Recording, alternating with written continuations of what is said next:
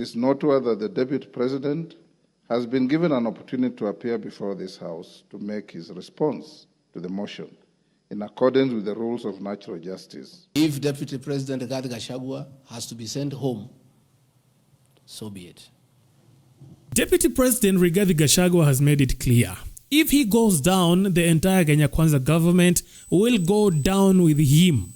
As his impeachment looms, Gachagua has gone on the offensive, exposing what he claims is a plot by his own boss, President William Ruto's Kenya Kwanza government, to orchestrate his political demise. If Deputy President Rigathi Gachagua has to be sent home for fighting drugs and illicit alcohol, so be it. Now, Gachagua's defense strategy mirrors what many call the Samson option, a last resort tactic where, when faced with existential threats, one pulls down the walls on both themselves and their enemies. In this scenario, there is no exit plan, just total destruction. Kufa dereva, kufa makanga. The Honorable Mutuse alleges in the National Assembly that Rigathi Gachagua has acquired them after becoming Deputy President in 2022 when Ruto Gachagua died in 2017. It is the most embarrassing allegation a member of parliament can table before the National Assembly. Those properties were constructed and were in operation when the late Gachagua was alive. I take this opportunity to ask for forgiveness to my late brother, James Ruto Gachagua, that today, as your younger brother defends himself, he'll defile your privacy by distributing your will that you wrote in privacy. That your properties that you worked so hard for many years to benefit your wives and children are now a subject of discussion and are alleged to be proceeds of corruption. How unfair, how cruel can you be to a dead man? A man who worked so hard, a man who gave his life for his family, to buy plots, to construct property, and leave them in his death for his children and his brothers and sisters. And then you go to the floor of the House and allege that those properties are production of corruption. My dear brother, rest in peace and forgive me for having joined politics. Because were it not for politics, you would not suffer this shame. His first heavy jab landed hard on the delicate cheeks of President Ruto's political career and addressing the accusation that his wealth is linked to corruption. Now, Gachagua countered by claiming that the wealth in question was inherited from his late brother, former Nyeri governor, who left him a share of his estate. The message was clear. Gachagua isn't backing down without a fight. In fact, he added saying that some of his wealth were also accumulated during Mwai Kibaki's era when the economy was working. Does this mean that currently the economy ain't working? Land is not 40 acres, actually 35. The allegation is that it's 40 acres. But that land is 35 acres. The people of Kakuret know it. I bought it from the Honorable MP for Kenny. And had he read this motion, I'm sure he would not have signed it. But as you all know, there was a lot of coercion. There was a lot of intimidation. And I'm sorry that I'm told the Honorable Inaina is admitted in hospital because of threats, coercion. He's being forced to hang a brother against his will and his conscience. These are the lies that Mutuse brought to the National Assembly. and asking the people of Kenya to get rid of the Deputy President of the Republic of Kenya based on lies. I saw the Honorable Njoroge Wainaina, the MP for Kenny, signed the notice of motion to impeach me on the allegations, this one being among them. Had there been no malice, Njoroge Wainaina, the Honorable MP for Kenny, would have advised the Honorable Mutuse that he sold me this land in the year 2015. I have a sale agreement I'll give you with this picture. I bought this land from the Honorable Njoroge Wainaina in 2015. I was not even a member of parliament. Yet he has appended his signature that I should be impeached and go home for having corruptly bought 40 acres of land in Kakuret. Now, he didn't stop there. Gachagua tore into the very MPs pushing for his impeachment, accusing them of being manipulated and signing the impeachment motion without knowing the full truth about his wealth. He believes that these MPs saw his role in the Kenya Kwanza coalition as nothing more than a tool to fight former President Uhuru Kenyatta and elevate President William Ruto to power. Now that his job is supposedly done, they want him out of the picture. But Gachagua has a direct response for them. He is not going anywhere. He is in the fight until the end. Speculation that Rigathi Gachagua wants to resign.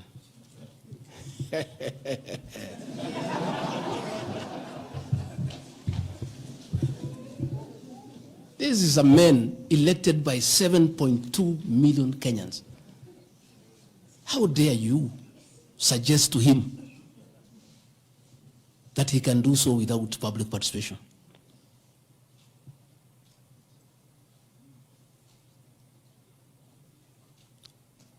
I have no intention whatsoever to resign from this job. I'll fight to the end.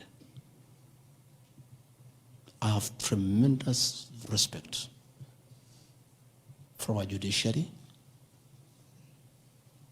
and the professional judges of the High Court, the Court of Appeal, and the Supreme Court. And in the professional manner, they have handled serious issues affecting Kenya. The impeachment of a deputy president elected by 7.2 million Kenyans is not a small matter that can hastily be decided by a few members of parliament and senators and wish it away. Confident that he is being framed, Gachagua dared his accusers to present solid evidence of the corruption claims in parliament, predicting that they will only embarrass themselves in the process. But his attacks didn't stop there with the MPs. Now, Gachagua took aim at Prime Cabinet Secretary Musalia Mudavadi and National Assembly Speaker Moses Wetangula, accusing them of being the real tribalist. He revealed signed agreements between these two and the Kenya Kwanza government, where they demanded shares in the government once it came to power.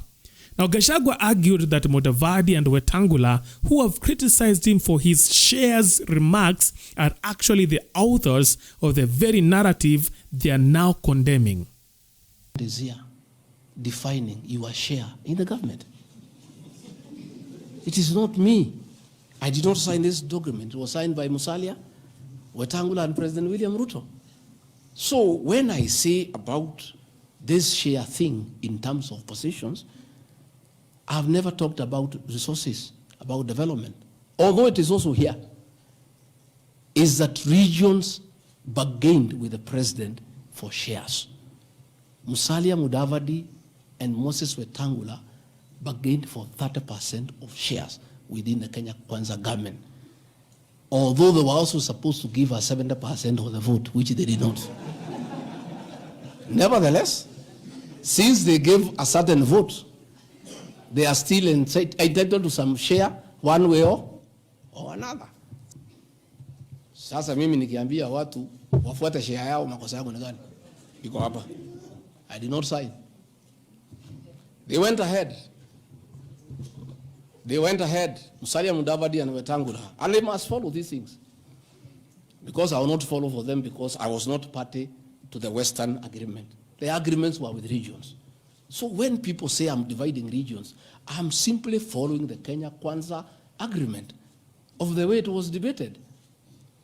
They went ahead and said, Article 22 of sharing agreement set out a list of priority projects which Kenya Kwanza would endeavor to fulfill in the ANC and Ford Kenya strongholds of Western Kenya between 2022 to 2027 on a priority basis.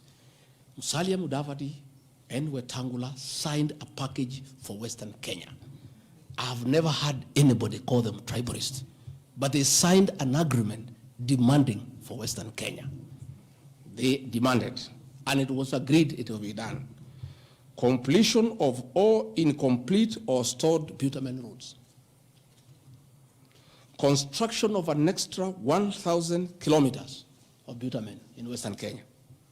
Revival and modernization of sugar factories in Western Kenya. Establishment of new industries identified in Article 22 of the agreement.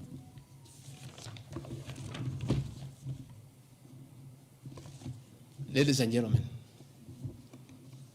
this is the Kenya Kwanza agreement on shareholding. What crime has Rigathi Gachagua committed to be impeached? In his most explosive move yet, Gachagua swung at the country's most sensitive institution, the National Intelligence Service, NIS. He accused the NIS alongside the police of being involved in abductions and extrajudicial killings, particularly during the Gen Z protests, where dozens were killed or disappeared under mysterious circumstances. Now, Gachagua boldly stated that NIS boss Nurdin Haji is not above the law and should be held accountable along with police bosses for these atrocities. Performed, he'll be called out, because that is the nature of the Kenyan state. And this I learned from my boss when he was deputy president. Again, there was the issue that the president and I committed ourselves publicly that never again in our administration shall ever we allow abductions and extrajudicial killings. Despite the police keeping on misleading the president to say that there are no abductions, you all know, you have evidence on video that they have happened. And that is what I commented, and I said it is wrong. And because I'm a truthful person, I'll say what is wrong when it happens. Despite the fact that I am compelled by the principle of collective responsibility to be part and parcel of every decision made by government, that I'll continue to do so, but only those decisions that are constitutional and within the rule of law. Abductions and judicial killings are unconstitutional. I will never support them. Now, the irony of Gachagua's statement was not lost on observers. Earlier, newly appointed police boss Douglas Kanja and DCI chief Amin Mohammed denied any involvement in abductions, claiming ignorance of such cases. Yet, here was the deputy president himself pointing fingers at them in a public spectacle. As of the National Police Service, we are supposed to deal with it decisively. Investigate, profile, and take the perpetrators or whoever is involved in abduction before court. It is unfortunate that we have received a lot of complaints regarding the abductions. The National Police Service is not involved in any case of abduction. Our duty and responsibility is to make sure that whoever is involved in abduction is apprehended and taken to court. Now, after delivering these devastating blows to the Kenya Kwanza government, a government he is still a part of, questions abound. Can the administration still trust him? Has Gachagua, by burning bridges within his own political house, sealed his fate? His fiery attacks on Ruto's allies and the Kenya Kwanza security organs have been likened to a snake striking its own tail, only to realize too late that it has poisoned itself. As the drama unfolds, one thing is certain: Gachagua's political survival is hanging by a thread. Will he go down alone or take the government with him?